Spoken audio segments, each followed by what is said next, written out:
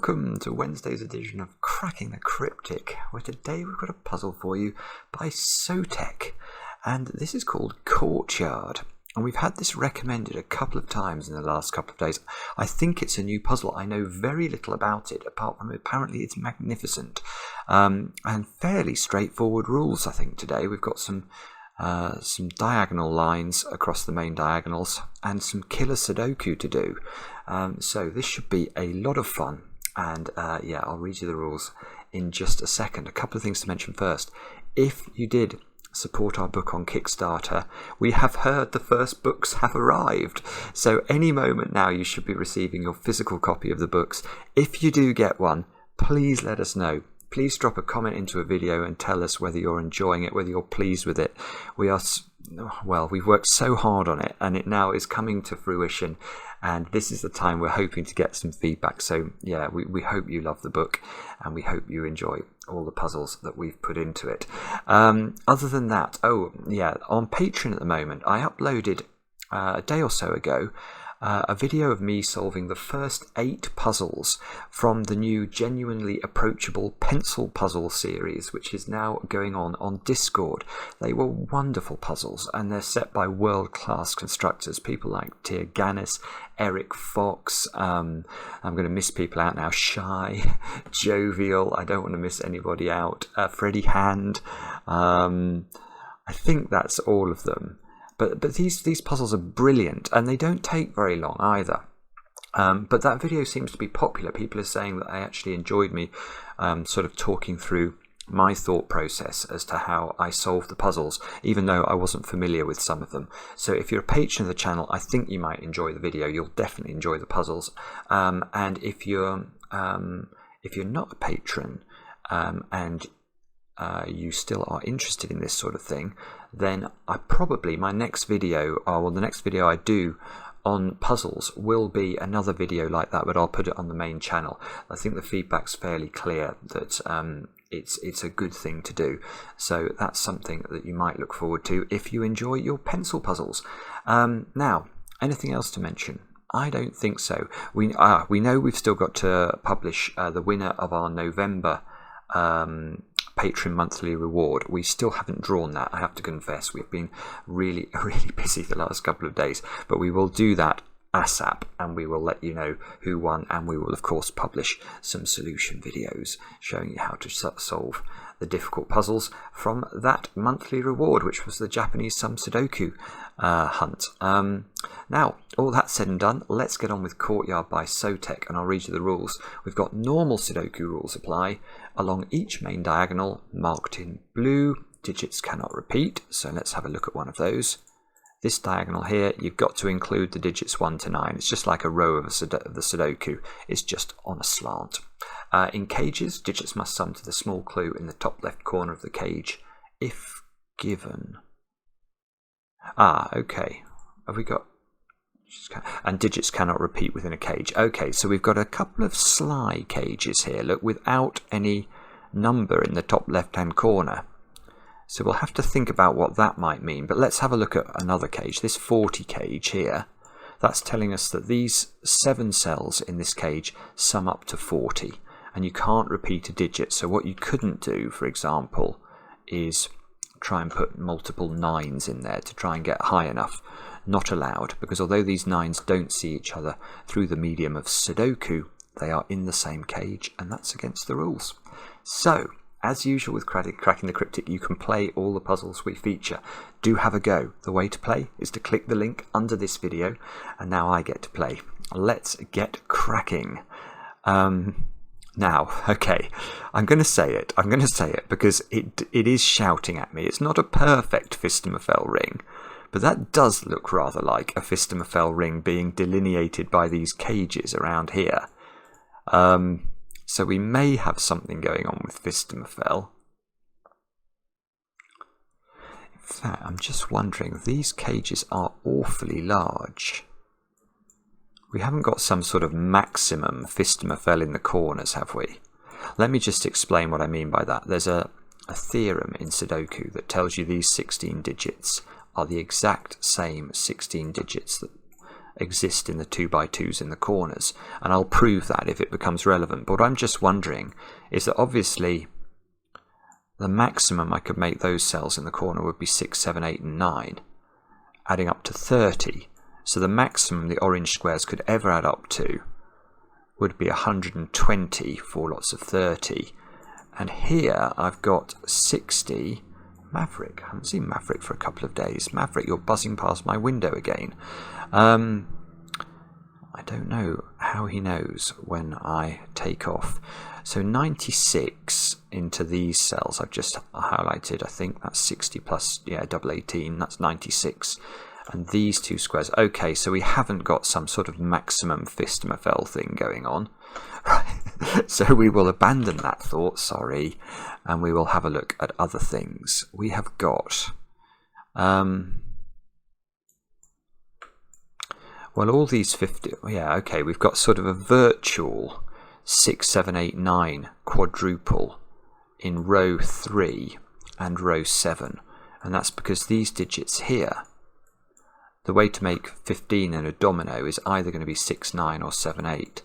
And we've got 2 dominoes in each of those rows. Yeah,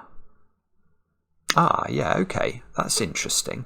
So let's look at these 4 squares, because the diagonal Sudoku is very interesting when you get this sort of geometry, because now we know these 4 digits here, they all see each other. Because this digit, let's imagine that square was a 9 for a moment, it sees that one, it sees that one, and through the medium of the diagonal it sees that one.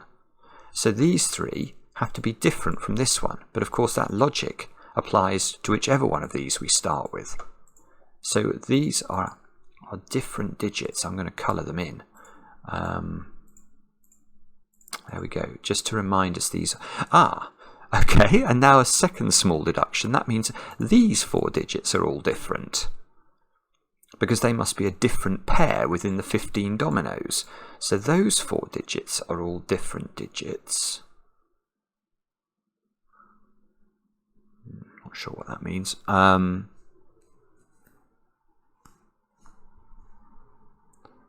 I am not sure.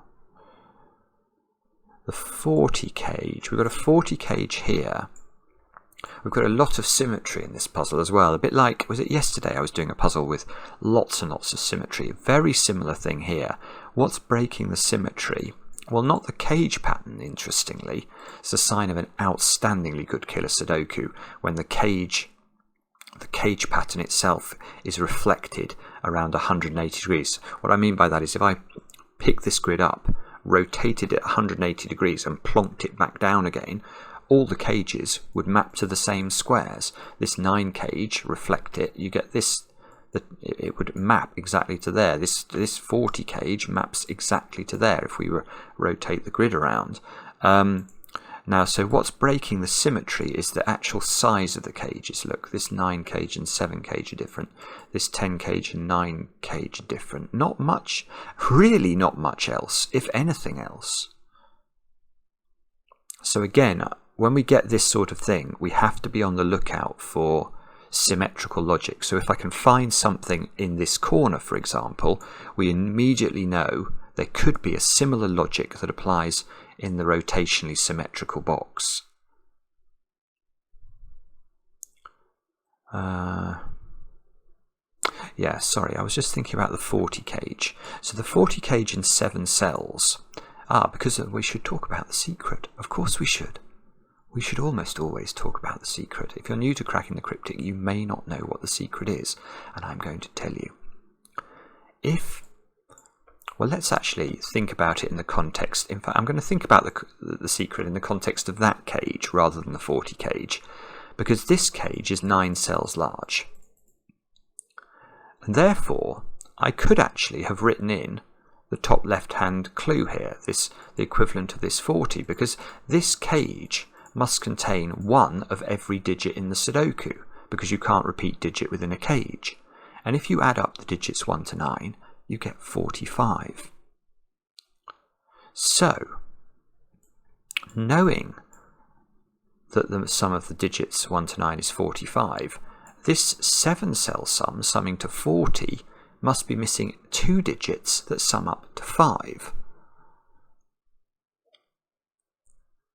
And, okay, that's a little bit interesting, isn't it? Because those 2 digits that sum to 5 that are not in the 40 cage are also not in that cell, because that cell is itself a 6.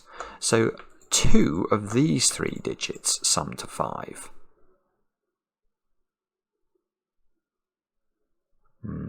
Probably one's in the 7 cage. It could quite happily live there, couldn't it? Let's try the same down here. Is it the same? It is the same logic. Yeah, we've got a 40 cage here. Again, it must be missing 2 digits summing to 5. That can't.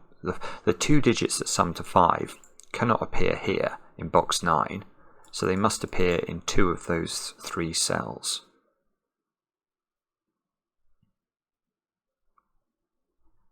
Oh, sorry. Hang on a minute. I've just noticed something I should have spotted instantly, as usual, going round the houses. Okay. Yes. Right. Let us, in fact, highlight all of the ginormous cages in this puzzle. I'm going to highlight all of them. And better use a colour I've not used. I use yellow. Now, these yellow cells, because of the secret, I know exactly what these yellow cells sum up to. Because this one's 45, that one's 45, plus 2 lots of 40 is 170.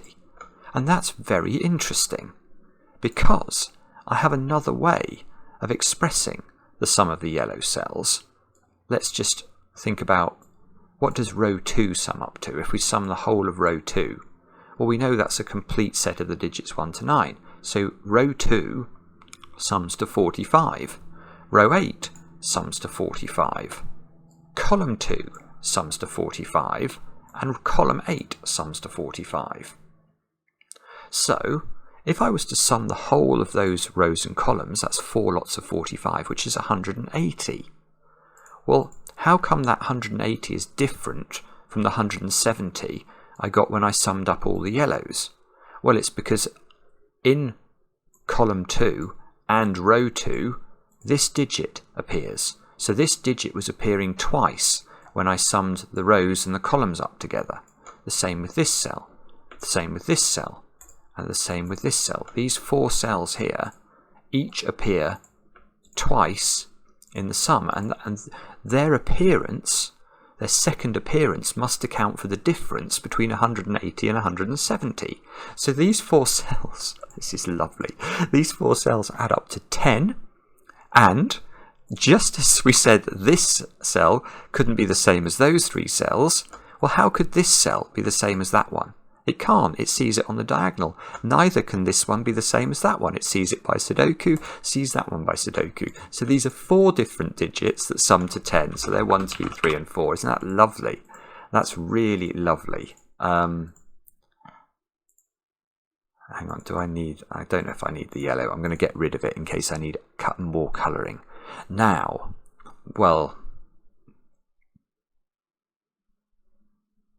what I'm thinking now is I'm going to colour these in 4 different colours, because I know that these are all different. So I can use red. I've not used red yet. And this is where I'm going to be into my greys. I think we're going to add some more colours to the software in due course to try and allow us to do chromatically festive puzzles like this one with a bit more, with even more colour, less grey and less black. Right, so do we know anything more than we did before now? Well, we know a little bit, obviously. We've got this 1, 2, 3, 4 quadruple, but we haven't actually... Oh, I see. Right. Well, I've seen one thing that's very interesting. Yeah, okay. Oh, no. Now I think I do need Fistimofel, don't I? Ah. Right, let's deal with Fistimofel. I'm going to duplicate the tab. Sorry. I think we're going to need Fistemafeld in order for me to show you what I've just seen. So let's just start this grid again and I'll explain. So what I'm going to try and do is to prove very quickly that these purple cells here are the identical digits to those orange cells there. Okay. Now the way to do this, quickly, is to highlight row 3 and row 7 and box 4 and box 6. And I'm going to highlight those in blue. Now, can we define what these blue cells are? And the answer is yes. We've got no idea how the digits are arranged within the blue cells, but in some we can describe them absolutely precisely, because this is a complete row of the Sudoku. So this is a set of the digits 1 to 9. This is a complete row of the Sudoku. So that's a set of the digits 1 to 9. So is that. So is that. So the blue cells are 4 sets of the digits 1 to 9. And I'm going to use my Scrabble analogy because people seem to think this is very helpful to understand this sort of set theory type thing. I want to imagine that for every blue cell, we write the digit in that blue cell on a Scrabble tile. So you can see we've got 36 cells here, so we're going to have 36 Scrabble tiles, each with a digit on it. And we're going to have 4 digit 1s, 4 digit 2s, 4 digit 3s, 4 digit 4s, etc. because this is 4 sets of the digits 1 to 9. And I'm going to put them in my blue sack. This is a virtual blue sack, in case you're wondering, right there. Now, I'm going to highlight a different 4 sets of the digits 1 to 9. I'm going to highlight column 1, column 2, column 3 and column 4 in orange. So I'm going to do exactly the same. For every digit in orange, I'm going to write that digit on a Scrabble tile and put it in a virtual orange sack there. So I've now got, this sack will obviously also have 36 digits in it. It'll have 4 1s, 4 2s, 4 3s, 4 4s, 4 5s, etc. So both sacks at this point contain identical Scrabble tiles because they each contain 4 sets of the digits 1 to 9. Now, let's imagine this digit is an 8. That digit is clearly on a Scrabble tile in this bag and in this bag because it's got blue and orange colouring. So what would happen if I found a Scrabble tile with 8 on it in my orange sack and threw it away, and I found a Scrabble tile in my blue sack with an 8 on it and I threw that away?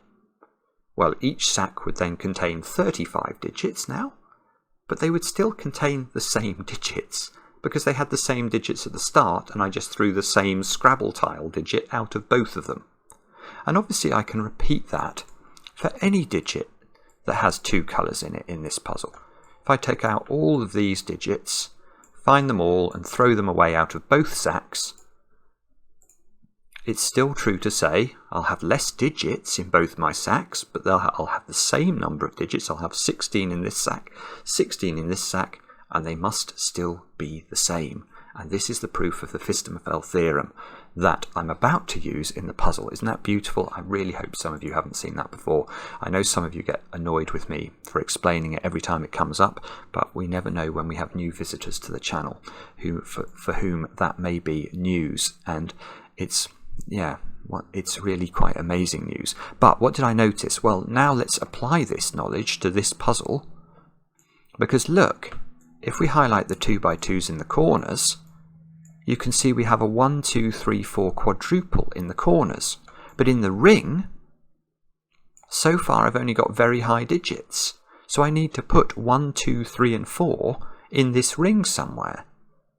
Well, 18 cages suddenly become very interesting indeed, because I cannot put 2 of the digits 1, 2, 3 and 4 in an 18 cage, because even if I put 4 and 3 in, this digit now has to be 11, which it can't be.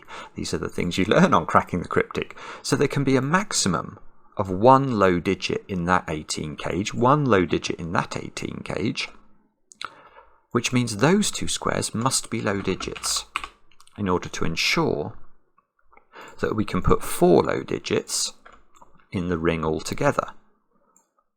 That means this square has become a high digit. In fact, this might be. I'm just wondering if this is what this puzzle is all about. Perhaps it's about high-low parity.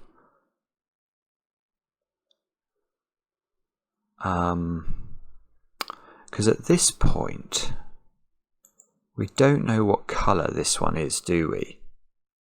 We know each 18 cage must have one low digit in it.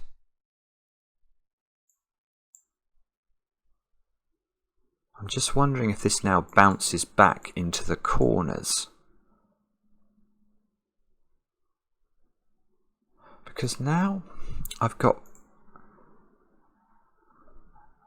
the maximum digit I can put in an 18 cage is a maximum low digit I can put in an 18 cage is a 4. That means the other two digits in the 18 cage will still have to add up to 14, which is very nearly gorgeous. Unfortunately, 14 you can make with a 5. You can make it with a 5 and a 9. So we now know the ring, the Fistemafell ring, is made up entirely of high digits, i.e. digits that are 6 or higher, and then 4 more digits that could all be 6 or higher, but may just once include one 5. And the only way you can include one 5 in the Fistemafell ring is if that 5 is joined by a 4 in the 18 cage and a 9. Right, okay. There's probably a way we can get rid of the 5 option. This is what I think this puzzle is about, high-low parity. It feels like that. So, because, you know, imagine if I knew you could only have 6 or higher as the digits that aren't low digits in the 18 cages, then these triples in the Fistemafell 2x2s would all have to be high digits. They'd all have to be from 6, 7, 8 and 9. Here, unfortunately, they still have the option of being 5, which is, I see, it's almost so good, this. Because if this was 6, 7, 8, 9, 6, 7, 8, 9, that would have to be a 5, 4 pair in the 9 cage. No.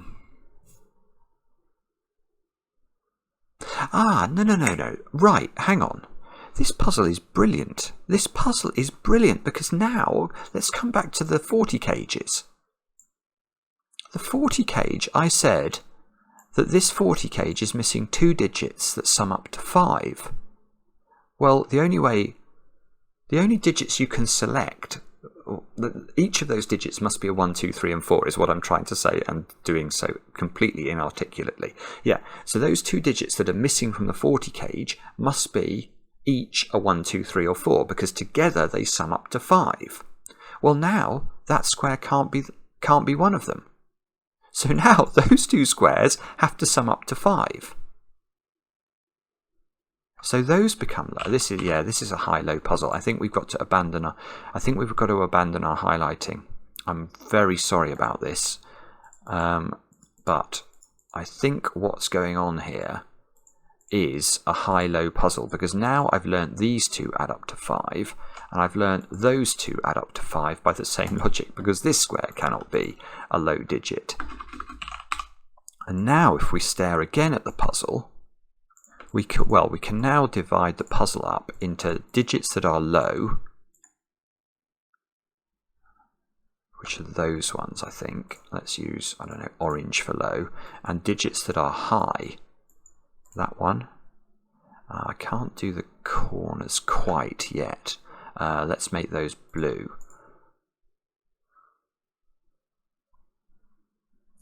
So, I think we're very close to being able to blue a lot of this grid.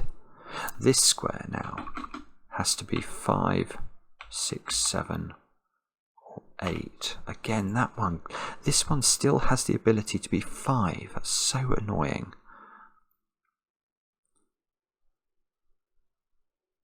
Oh, oh no. I've just missed the obvious again. I'm so sorry, Sotek. I'm making a dog's breakfast of this. Look what Sotek's done. Let's remember the highlighting I had in this puzzle a moment or two ago. I had these squares marked as a 1, 2, 3, 4 quadruple. And I had these squares marked as a 6, 7, 8, 9 quadruple. So what's the central cell of the grid? It's a naked single. It's got to be a 5 because it's going to see 6, 7, 8 and 9 in that foursome and 1, 2, 3, 4 in that foursome. That's absolutely beautiful. Okay, so we have another way of ruling out. We can turn these blue now in the corners, but for a reason other than the one I was expecting. I was expecting to be able to turn these blue because I could eliminate 5 from the Fistamafel ring, but I can do it instead by having a 5 here. Yeah, actually that's very interesting as well. Now on the diagonals, isn't it? I've got 4 high digits now, so those 2 squares have to be low digits, which is interesting, and the same presumably works by symmetry the other way round, and it does. So those are both oranged. 1, 2, 3, 4 digits. This square now can no longer be a 5, so that can no longer be a 4. So that becomes blue. These become blue to complete box 5. Let's put the options in as well. I probably could do it by colouring, but just in case, we'll put the options in.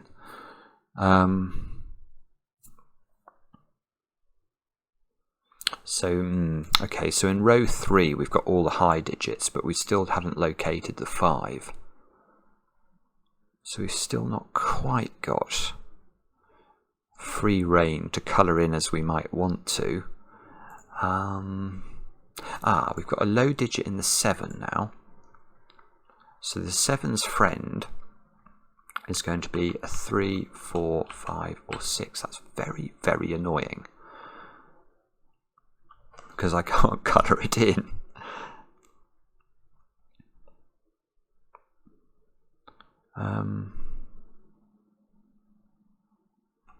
So the 40 cage is missing. It's missing these 2 digits. Oh, that's beautiful. Right, okay, I can do more colouring. I see.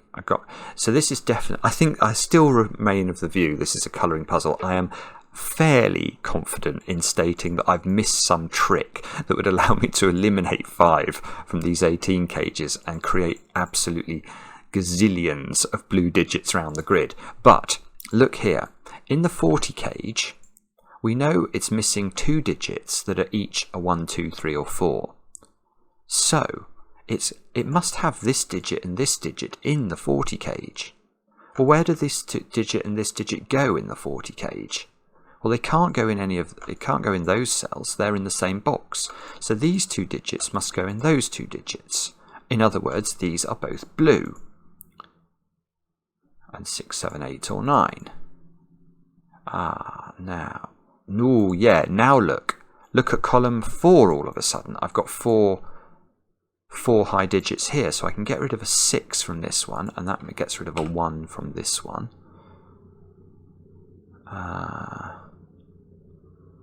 Now we really have to get the 5s as well.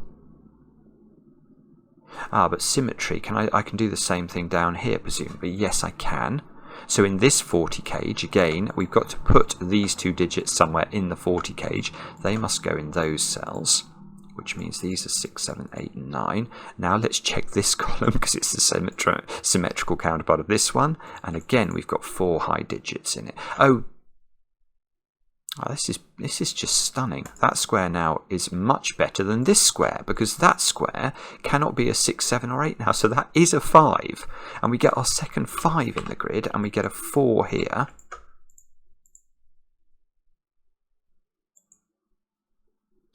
Which means that, I see, that means that's a 5 by Sudoku. So this is a 2.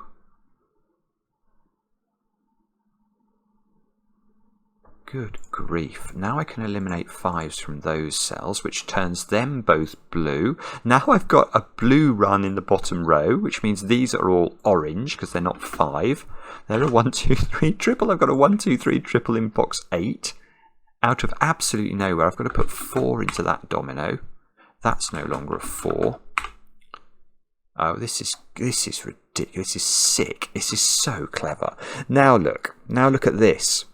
I've got to put 4 in box 7 somewhere. Well, it can't go there because that's in the same cage as this 4 domino. So that's become a 4.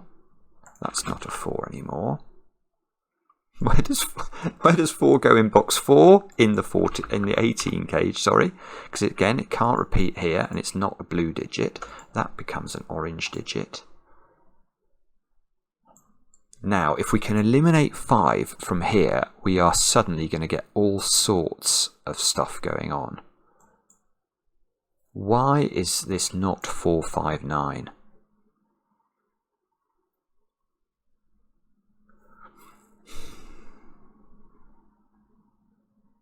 I don't know. I'm not sure. I've got 2 here. I can get rid of 2s from those cells. Just by Sudoku. 2 from this cell by Sudoku. So in this triple there's a 2 in that domino, which gets rid of 2 from here, which gets rid of 7 from 7 from here. So this is now 6 or 8.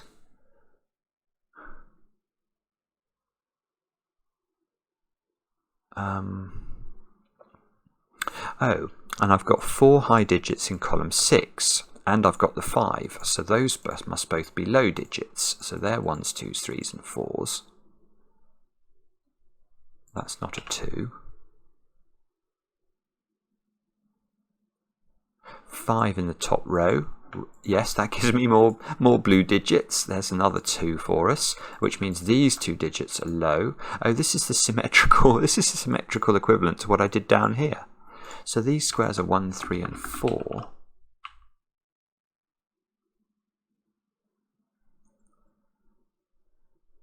Ah, yes. And I've really made a mess of this puzzle. Not in the sense of in the sense of my solve of it. I think if I got my colouring changed at the right moments, I could have flown through this, because now I've just remembered those 2 squares have to add up to 5, don't they? Because they're missing from the 40 cage, and they're the low digits. So these have to be, well, if that's a 2, that's got to be a 3. And therefore that's a 1 or a 4. And the same thing will apply down here. These 2 have to add up to 5. So that's got to be a 1. Oh, that 1's beautiful. That gives me a 3 here.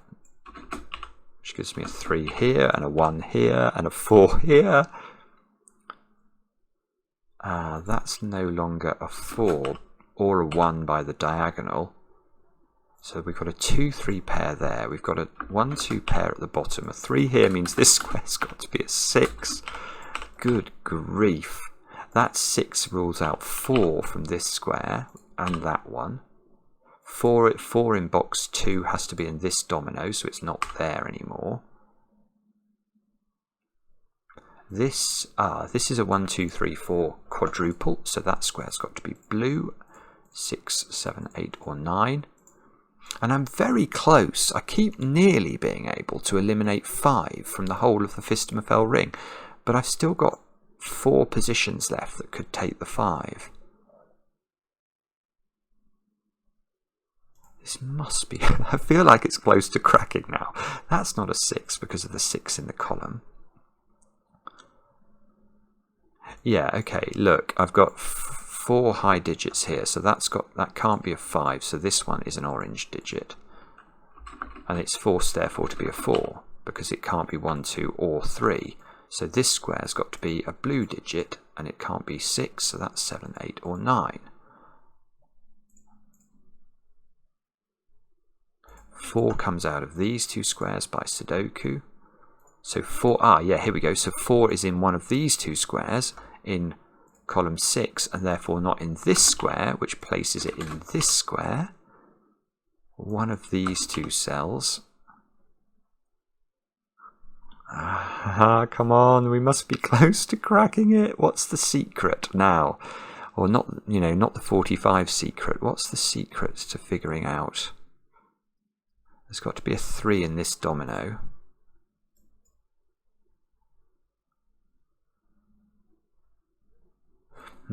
Okay.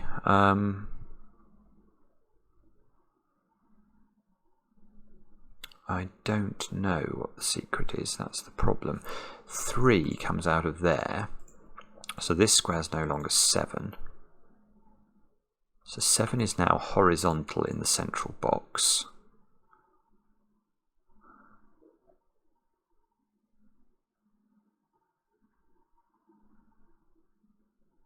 So what have I'm going to go back to thinking about what I've lost from losing my colouring. So originally, when we did the colouring at the start, we worked out these digits were all different, and they still are different now. We worked out these digits were all different, and they're still different now. Then what did we do? Then we said the Fistomephel ring had to have one of the digits 1, 2, 3 and 4. So far we've got a 3 and a 4 in it. And that's a 1 or a 2, and we've got to put a 1 or a 2 then in this 18 cage.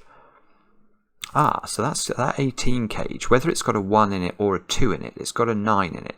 This is either 189 or 179. No, 279. What am I talking about? I was about to get rid of the one from this, and my brain, alarm bells went off in it as I repeatedly said nonsense. Right, so this is it's either got a 1 or a 2. It's definitely got a 9 in it. So those are not 9s. Now, if those are not 9s, those are not 6s.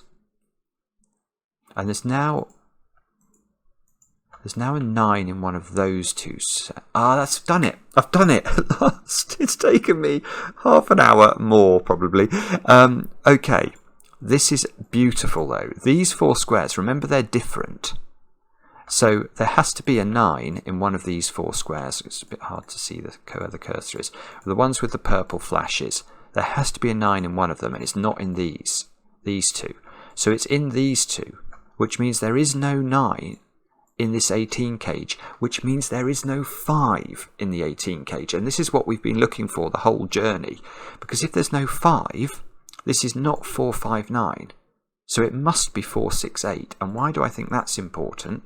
Well, it's because now I cannot put a 5 in the Fistomephel ring anywhere, and if I can't put a 5 in the Fistomephel ring, I can get rid of 5s from those 4 squares. I nearly managed to do it by other means, but we've done it the way I thought it was probably going to have to be done now. So now look, I've got all sorts of blue edges all over the place. I've got a 4, 6, 8 here, so those 2 squares have got to become a 7, 9 pair, which means we remove 7 and 9 from their equivalents over here, which means they become 7 and 9, which means these become 6 and 8, which means these become 7 and 9, you've guessed it. There's a 7, 9 pair in this box out of absolutely nowhere, which makes that square have to be an 8. Those are not 8 anymore. That's an... here we go. Here we go. This is a 9. That's a 7. And this must be an 8. Which means that's not an 8. This now must be a 1. This 8 gives us a 6 here. Which means this is an 8, and this is a 7, and this is a 9. Good grief. That's a 9. This is lovely. Good Lord. 7 comes in here, 9 here. Use the 15 cages to fill in loads of digits. 6 comes out of all of those digits. 9 comes out of the corner. That's a naked single 6. That's a naked single 7. 7 comes out of this square. 6 and 7 come out of this square. 7 comes out of both of these because of this one. I have not really thought about the diagonals yet either, so get rid of 8 from here. Get rid of 9 from here.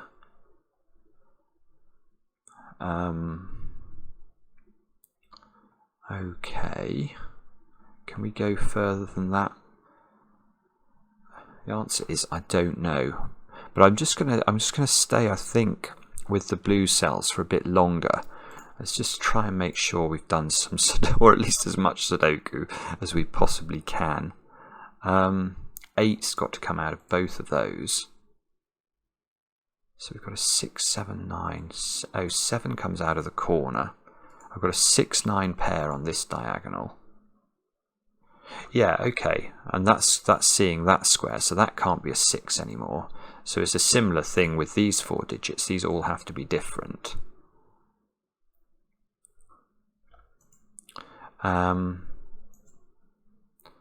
And this 6 is in the same cage as this one, so this has come down to being a 7, 8 or a 9. Okay. Right, well, something I can see here, which I mean, it's a complicated thing, but I'm going to use it. This 8 is in this cage. So in column 8, you can't put an 8 in any of those cells, which means that 8 in column 8 is in this string of digits in the 40 cage. So this can't be another 8, because that would be a second 8 in the 40 cage. So that's a 9, and that's an 8, which means we get another digit in the corner up here.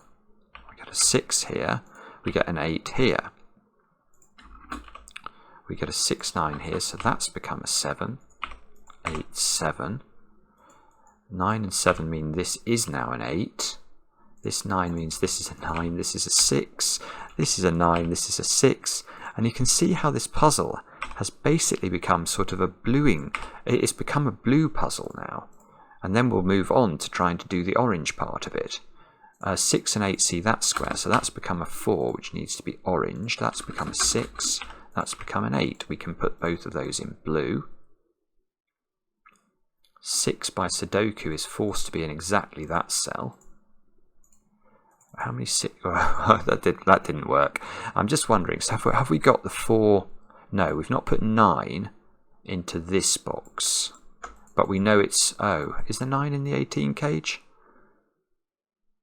I can't remember why we thought it was. Yes, it is in here because we knew that it had to have a 1 or a 2 in here. Yes, once we get this 1, we know that this is a 2-9 pair. Yeah, that would have been an easier way of doing all that, but never mind. That becomes orange. 2 comes out of these 2 squares. So there's definitely a 2 in there. 4, look, comes out of that square, which means 4 in the middle box can only go here. 1 comes out of this square. I don't want to speak too soon, but it does feel like all of a sudden we're getting somewhere, aren't we?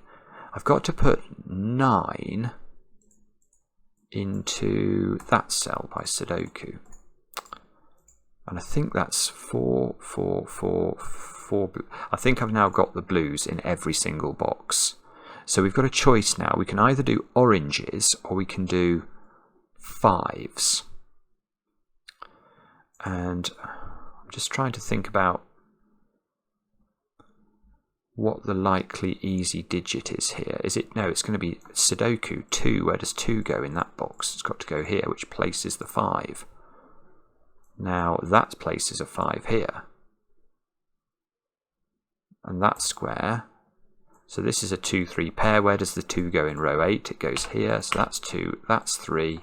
The 2 will bounce along the diagonal perhaps, gives us a 2 there. That gives us a 3 here, although I could have just used Sudoku, but why use Sudoku when you can use magic? That's a 2, that's a 3, that's a 1. That's a 2, that's a 4. Let's orange those in. That must be the 5. That must be a 1. That must be a 5. This column needs a 3. I think I'll tidy up the thingies in a minute. 1 here, 1, 2, 3, 1. I need a 3 along here. That's got to go there. I'll need a 5 along there. These 2 squares are a 2 and a 1. These squares have got to be 1, 4, and 5. So the 5 goes up, the 4 goes here, the 1 goes here. And now we'll colour everything in like that. Get rid of the purples, just so that we've got it all looking orangey and bluey and whitey. And click tick. Yay! How cool is that puzzle? Courtyard, Sotek, that was amazing. That was genuinely amazing. There is so much sort of geometry happening in this puzzle. I loved... Let's just try and work out what was going on with it then. So, firstly, you could get that this was a 6, 7, 8, 9 quadruple. That was sort of a gimme, wasn't it? Then you could use that maths trick to work out that was a 1, 2, 3, 4 quadruple, at which time I should have immediately said that's a 5, but I didn't spot it until later. And then I think it's something to do with having to put 1, 2, 3 and 4 in the Fistemafell ring. And that in turn plonking very high digits into the 2x2s in the corners. And that in turn forcing these squares to be the sort of the cells in the 40, the cells that are missing from the 40, so these had to add up to 5. And then I think it was down to colouring after that and knowing we're looking for sort of high digits, and then eventually we got that digit, didn't we? And that sort of caused a cascade. It's stunning, it really is. Let me know in the comments how you got on. Let me know if you enjoyed it. I really like reading the comments, especially when they're kind. Oh, and oh yeah, the thing I forgot to mention, Bubba Is You, Friday night, 10 o'clock. Love to have your company for that one, and we'll be back later with another edition of Cracking the Cryptic.